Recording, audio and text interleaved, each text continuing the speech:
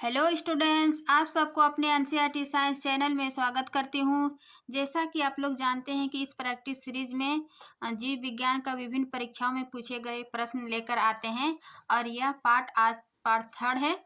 इससे पहले हम लोग पार्ट 1 और पार्ट 2 देख चुके हैं। जिसने नहीं देखे वह चैनल पर प्लेलिस्ट बना हुआ है, आप लोग वहाँ से देख सकते हैं।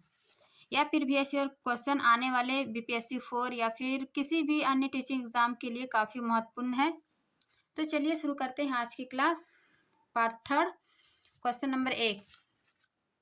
विज्ञान की वह शाखा जिसमें आनुवांशिक यानी जेनेटिक अभियांत्रिकी के द्वारा मानव प्रजाति में सुधार लाया जाता है जाने जाती है। मीन्स जैसे मनुष्य के भावी पीढ़ी यानी फ्यूचर में उसके आनुवांशिक सुधार के लिए जिसके लिए स्टडी किया जाता है, उस प्रोसेस को क्या कहते हैं? तो इसको यूजेनिक्स के नाम से जाने जाते हैं, जिसमें कि मनुष्य के आनुवांशिक सुधार, भावी पीढ़ी में आनुवांशिक सुधार के लिए स्टडी किया जाता है, उसको यूजेनिक्स के नाम से जाने जाते हैं। तो इसका एक का हो जाएगा यूजेनिक्स। इसका यूज जो है उच्च गुणवत्ता फसल या फिर जीन चिकित्सा में किया जाता है ताकि उसके आनुवांशिक गुण में सुधार हो सके, इसलिए इसका स्टडी किया जाता है यूजेनिक्स के अंदर। फिर ए नंबर देखते हैं कि यूथेनिक्स के नाम से यानी यूथेनिक्स क्या है? इसमें जो है मनुष्य के जीवन लेवल यानी उसके स्तर में सुधार का स्टडी किया जाता है। जीवन स्तर कहने का सेंस जैसे कि उसका निवास कैसा है, उसका मानवीय वातावरण में बदलाव कैसा है, तो ये सब उसके लेवल को जानने के लिए यूथेनिक्स के अंदर इसके स्टडी किया जाता है। और वही एथनोलॉजी जो है, एथनोलॉजी जैसे मनुष्य के सांस्कृतिक और सामाजिक, उसका सांस्कृतिक कैसा है, सामाजिक कैसा है, इसके बारे में स्टडी करने को उसको एथनोलॉजी कहते हैं। वही यूफेनिक्स जो है, जो मनुष्य में जो आनुवांशिक विकार है उसके बारे में स्टडी किया जाता है यूफेनिक्स के। कितना बारीकी अंतर है यूफेनिक्स, यूजेनिक्स और यूथेनिक्स और एथनोलॉजी, इसलिए आप लोग ध्यान से यूजेनिक्स वर्ड सब ध्यान दीजिएगा। यूफेनिक्स और यूजेनिक्स। यूफेनिक्स मानव के आनुवांशिक विकार का स्टडी करते हैं, यूजेनिक्स जो आनुवांशिक सुधार के लिए स्टडी करते हैं, यूथेनिक्स उसके मानव के जीवन लेवल का सुधारने के लिए जो स्टडी करते हैं, और एथनोलॉजी जो उसके मनुष्य के सामाजिक और सांस्कृतिक के बारे में जो स्टडी करते हैं उसको एथनोलॉजी कहते हैं। तो इस प्रकार एक का हो जाएगा बी।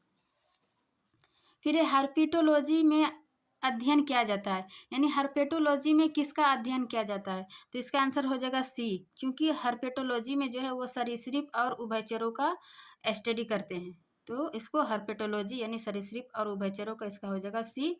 वही पक्षियों का स्टडी को क्या कहते हैं? ऑर्निथोलॉजी। ऑर्निथोलॉजी में किसका स्टडी करते हैं? पक्षियों में।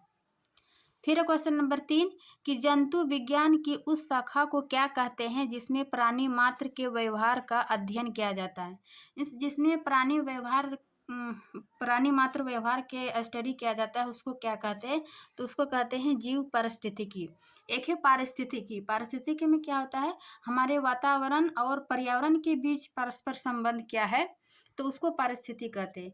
लेकिन प्राणी व्यवहार उसके बारे में स्टडी को जीव पारिस्थितिकी कहते हैं।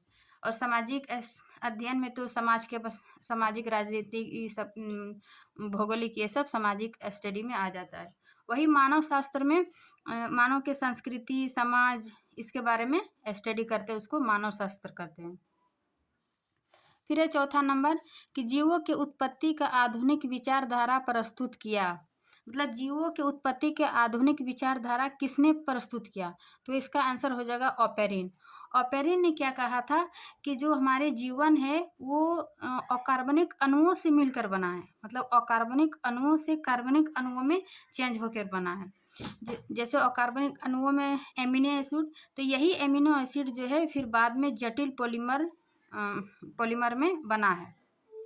और फिर यही ऑपेरिन विचारधारा को ही मिलर ने इसको साक्ष्य प्रमाण किया था। मिलर ने क्या किया था, क्योंकि जो जीवन जो है वो जीने आवश्यक कार्बनिक अणु और कार्बनिक घटकों से बनाए जा सकते हैं। मतलब यही ऑपेरिन ने जो बात किया था कि कार्बनिक अणु और कार्बनिक घटकों से जीवन प्राप्त होती है, उसी को मिलर ने सत्यापित किया था।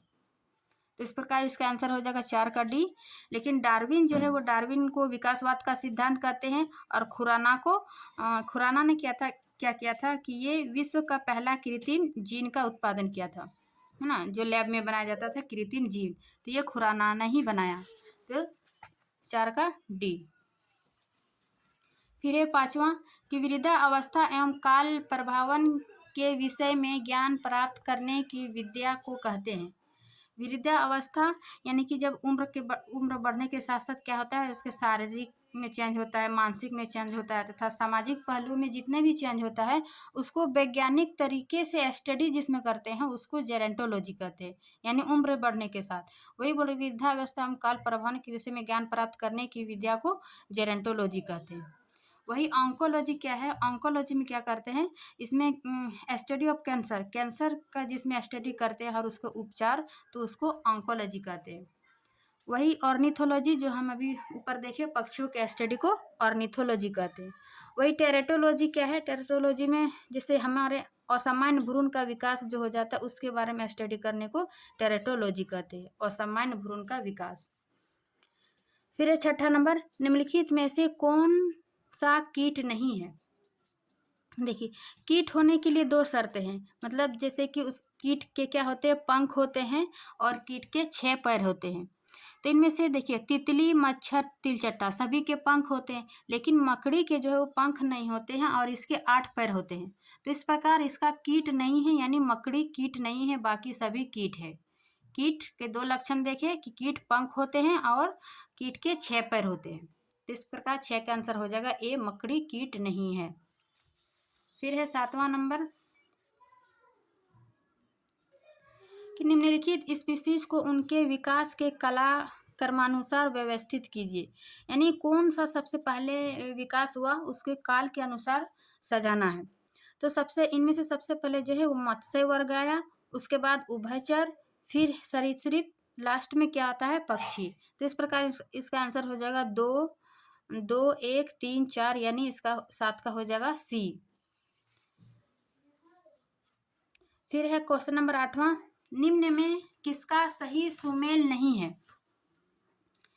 ये में क्या है, सौजीवी यानी सौजीवी या सौपोषी, परजीवी, मृतजीवी और तृणभक्षी। सौजीवी क्या है, जो कि जिसमें प्रकाश संश्लेषण करके अपना भोजन स्वयं बनाती है, यानी ये कह सकते हैं कि जैसे पेड़ पौधा, तो ये क्या कहलाते हैं, उत्पाद, यानी उत्पाद। ये सहजीवी ये सही है क्योंकि ये अपना भोजन स्वयं बनाते हैं, प्राथमिक उत्पाद कहलाते हैं। परजीवी क्या है, जो दूसरे के द्वारा बनाए भोजन को उपभोग करते हैं, तो उसको क्या कहते हैं, उपभोक्ता। जैसे कि पेड़ पौधे को कौन खाता है, बकरी, हिरण, टिड्डा, ये सब क्या है, परजीवी है। फिर मृतजीवी क्या है, जो सड़े गड़े पदार्थ को अपना भोजन करते हैं, उसको विबंधन यानी सेप्रोफाइटिक मृतजीवी कहते हैं, यानी 3 सही है। और तृणभक्षी प्राणी जो है ये शाकाहारी होते हैं, मीन्स उत्पाद को खाते हैं। लेकिन यहाँ दिया हुआ है गौण उपभोक्ता। गौण उपभोक्ता में क्या होता है कि तृतीय या द्वितीय उपभोक्ता आता है इसमें, गौण उपभोक्ता में। तो शाकाहारी प्राथमिक उपभोक्ता होता है, जबकि द्वितीय और तृतीय उपभोक्ता को मांसाहारी कहते हैं। तो इस प्रकार 8 का सही सुमेलित नहीं है, इसका डी ही हो जाएगा कि तृणभक्षी एक शाकाहारी प्राणी है, ना कि गौण उपभोक्ता। फिर है क्वेश्चन नंबर 9 कि मानव सदृश लघुत्तम कपि है। मानव सदृश मतलब मानव जैसा दिखता है वो सबसे छोटा कपि कौन सा है, तो इसका आंसर हो जाएगा गिबन। गिबन जो है वो सबसे छोटा मानव सदृश दिखने वाला कपि है। वही गोरिल्ला जो है ये मानव परिवार का सबसे बड़ा सदस्य है गोरिल्ला, और गिबन सबसे छोटा हो गया। चिंपैंजी जो है ये तो सबसे बुद्धिमान जंतु माने जाते हैं, और ये गोरिल्ला से छोटा होता है चिंपैंजी। वही ओरेंगुटन यानी ओरेंगुटन इसको कहते हैं, जो चिंपांजी के तरह ही ये बुद्धिमान होते हैं, लेकिन ये अकेले रहते हैं ओरेंगुटन। तो इसका सबसे सदृश लघुत्तम कपि हो जाएगा गिबन। 9 का 1। फिर है 10 नंबर, शहतूत शॉल बनाई जाती है। देखिए शहतूत शॉल किससे बनाई जाती है, तो ये चीरू के बालू से, यानी चीरू क्या है, चीरू एक हिरन है जो कि तिब्बत या कश्मीर के ऊंची ऊंची पहाड़ियों में पाई जाती है। ये चीरू हिरन, तो वही चीरू हिरन के ही बालों से कश्मीर शहतूत शॉल बनाई जाती है। ये शहतूत शॉल जो है वो बहुत ही नरम और गर्म होती है। ये मतलब काफ़ी महंगा पाई जाती है। तो इसका आंसर हो जाएगा 10 का सी। फिर 11 नंबर, कि निम्न में से कौन एक मीन है? मीन वर्ग में कौन आता है? जैसे मत्स्य वर्ग में, तो इनमें से कौन सा मत्स्य होगा? तो ये आ जाएगा फ्लाइंग किस में। बाकी ये जो crayfish, cuttlefish, silverfish, ये समुद्री जीव है, फिश नहीं है। फिश सिर्फ नाम लगा हुआ है, लेकिन ये समुद्री जीव है। जबकि फ्लाइंग फिश में जो है वो फिश आते हैं। इसको मतलब इसमें कौन सा मछली, जैसे माइकल फेलेप्स, इस टाइप का फ्लाइंग फिश इसमें आता है। फिर ये 12 नंबर, गोल कृमि यानी निमेटोड से होने वाला रोग है। गोल कृमि से कौन सी रोग होती है? तो इसका आंसर हो जाएगा फाइलेरिया। गोल कृमि में जैसे कि इसका भी फाइलेरिया का वाहक जो है वो मच्छर ही होता है, लेकिन ये परजीवी वोचेरिया के कारण होते हैं। गोल कृमि में क्या आया? वुचरिया जो परजीवी है, तो इसी वुचरिया के कारण फाइलेरिया होता है। इसमें क्या होता है? हाथ पैर में सूजन हो जाती है। वही फ्लोरोसिस जो है वो हमारे दांतों से जुड़ी एक बीमारी होती है फ्लोरिस, जो कि इसकी कमी के कारण फ्लोरोसिस हो जाती है। फिर है इंस इंसेफ्लाइटिस। इंसेफ्लाइटिस में क्या होता है? इसमें मस्तिष्क में सूजन आ जाती है। और कुष्ठ रोग ये माइक्रोबैक्टीरिया के कारण होता है, जिसको लेप्रोसी भी कहते हैं, और एक संक्रमित रोग है कुष्ठ रोग। तो इसका आंसर हो जाएगा 12 का ए। फिर एक तरह के कि प्रायः जो भालू गलियों में तमाशा दिखाता है वह होता है, मतलब अभी तो नहीं हो रहा है, पहले जो तमाशा दिखाता है भालू लाके, तो वो असल में भालू नहीं होता, मतलब भालू बोलचाल में बोलते, लेकिन ये रीछ होता था। इसका आंसर हो जाएगा तमाशा दिखाता है वह होता है रीछ। फिर सबसे बड़ा अकशेरुकी है। अकशेरुकी में क्या होता है? जैसे कशेरुकी यानी वर्टिब्रेट और नॉन वर्टिब्रेट। तो वर्टिब्रेट में क्या होता है, यानी कशेरुकी में क्या होता है? वे जंतु जिसके पास रीढ़ की हड्डी होती है ना, जैसे स्तनधारी प्राणी में, ये क्या हुआ? कशेरुकी। और अकशेरुकी यानी नॉन वर्टिब्रेट में क्या होता है कि रीढ़ की हड्डी नहीं होती। तो इनमें से जैसे ऑक्टोपस, स्क्वाइड और जेलीफिश, ये क्या है? अकशेरुकी के उदाहरण है।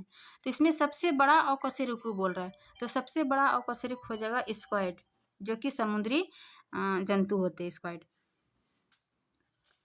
फिर है 15 नंबर, कि निम्न में से किसमें लिंग गुणसूत्र नहीं होता है? किसमें लिंग गुणसूत्र नहीं होता है? गुणसूत्र किसको कहते हैं? जो कि कोशिका के केंद्रक में गुणसूत्र होता है, जो धागे के नुमा दिखाई देते हैं।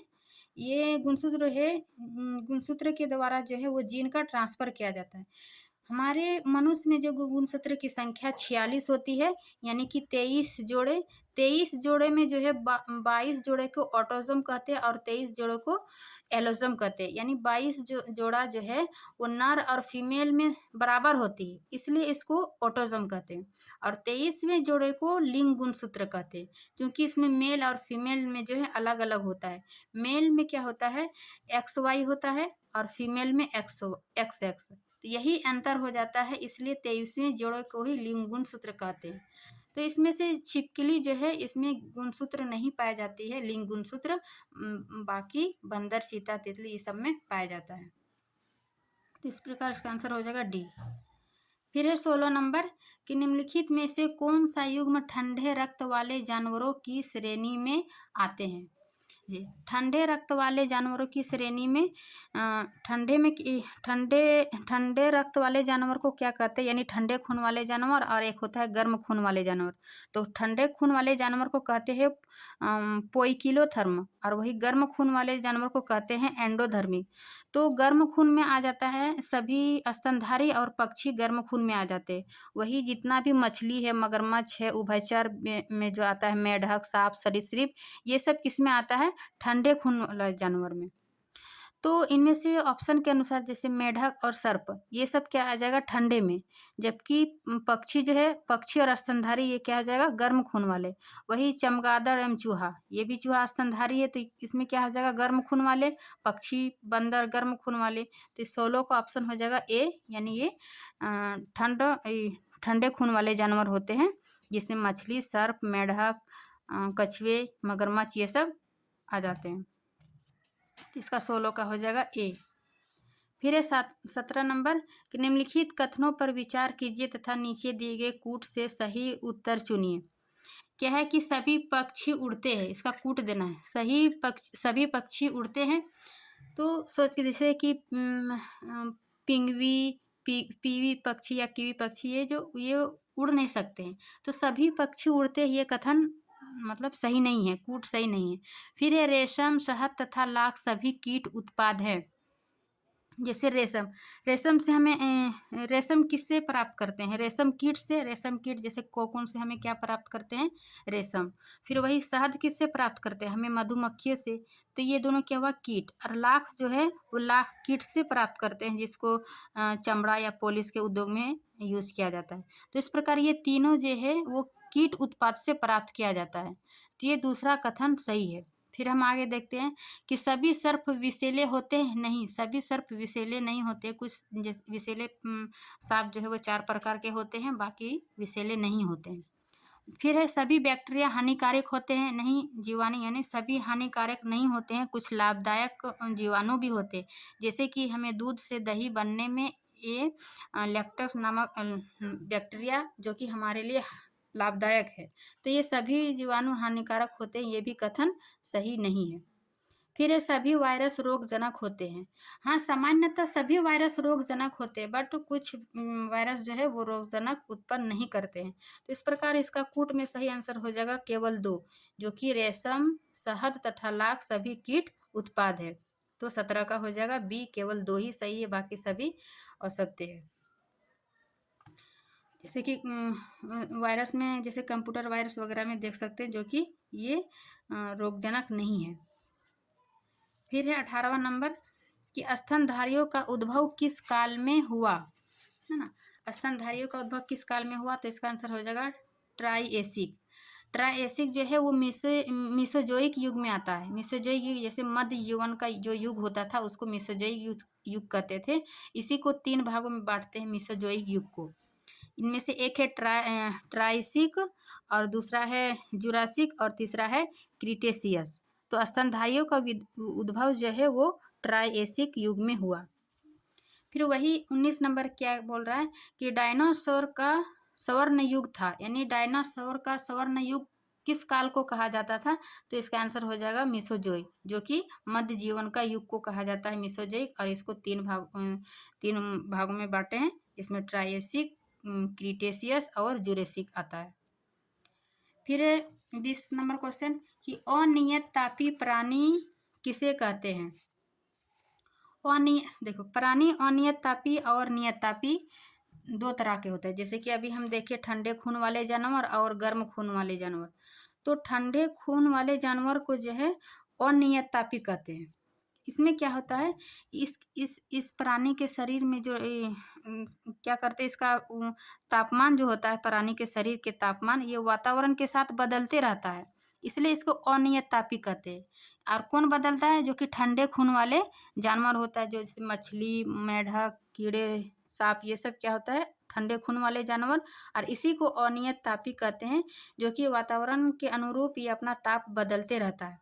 तब ना जैसे ठीक बहुत ठंडी आती है तो ये अपने हाइबरनेशन में चल जाती है, यानी कि मिट्टी को छेद करके वो बिच्छू, कीड़े, ये सब हाइबरनेशन में चले जाती है ठंड से बचने के लिए। तो क्योंकि इसका बॉडी का जो तापमान होता है वो कंट्रोल नहीं कर पाती है, वो बदलते रहता है, इसलिए इसको अनियत तापी कहते हैं। वही गर्म खून वाले जानवर जैसे कि स्तनधारी और पक्षी जो है, स्तनधारी जैसे मनुष्य, जानवर, ये सब आ गए। तो हम लोग क्या कि हमारे बॉडी जो है किसी भी तापमान को कंट्रोल करने की क्षमता है। जैसे हमें ठंड को भी झेल लेते हैं, गर्मी को भी झेल लेते हैं। तो इस प्रकार ये नियत तापी हम लोग प्राणी हैं, क्योंकि ये हमारे वातावरण में तापमान को कंट्रोल कर लेते हैं हमारे शरीर। तो ये नियत तापी हो गया। और अनियत तापी, अनियत तापी हो जिसका वातावरण के अनुरूप ताप बदलते रहता है। तो 20 का हो जाएगा डी। तो आज की क्लास हम यहीं तक रखते हैं, मिलते हैं नेक्स्ट क्लास में। वीडियो अच्छी लगी तो आप लोग लाइक एंड सब्सक्राइब ज़रूर करके रख लीजिएगा। मिलते हैं नेक्स्ट क्लास में, तब तक के लिए थैंक यू।